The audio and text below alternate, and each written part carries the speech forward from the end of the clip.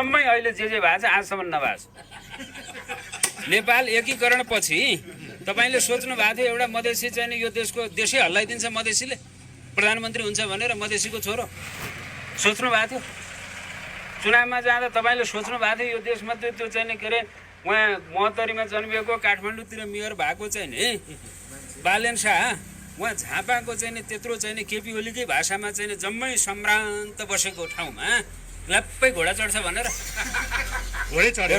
त्यसपछि गएर तपाईँलाई म अर्को भन्छु, तपाईँको चाहिँ नि 40 वर्ष मुनिका चाहिँ नि मान्छेको क्याबिनेटमा यत्रो जमात हुन्छ सोच्नु भएको थियो? इतिहासमा थियो?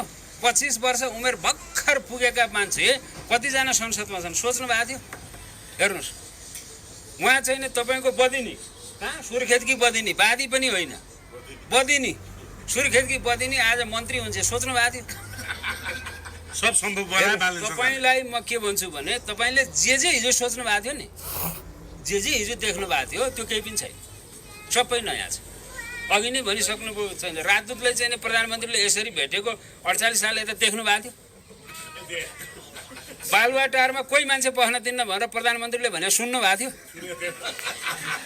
मान्य जम्मा भएर चाहिँ बसेको ठाउँमा प्रधानमन्त्री हुने मान्छे खोइ आएन त भन्दाखेरि चाहिँ नि तपाईँ नगएको हिजो देख्नु भएको थियो? 4 जना मान्य बसेको ठाउँमा प्रधानमन्त्री गएर घ्ल्याप्पै अँगालो हाल्थे, जम्मै तिमीहरू मेरो आऊ भन्थे। मान्य बसेका छन्, बोलाएको छ, आएको छैन, सुन्नु भएको थियो? चुनावमा हिँड्दाखेरि हिजो चाहिँ नि मान्छेले भाषण नगरिकन भोट पाउँदैन थिए। हेर्नुहोस्, अहिले बोल्दाखेरि बोलेर होइन त्यसो हल्लाएर चाहिँ यत्रो भोट ल्याएर देख्नु भएको थियो? माला लाउँदाखेरि तपाईँको माला थापेर जम्मै आँखा छोपिसक्यो, अझै यसो गरेर हिँडिरहेको देख्नु भएको थियो। माला फुत्तै चाहिँ फालिदिएको देख्नु भएको थियो? मान्य चाहिँ नि तपाईँको लगेर गएपछि प्रधानमन्त्री हुने मान्छेले यसो अँगालो मार्थ्यो र सिडिओ र एसपीलाई के भन्थ्यो, मेरो मान्छे है के हो कसो हो तपाईँले सहयोग गर्नु भन्थ्यो।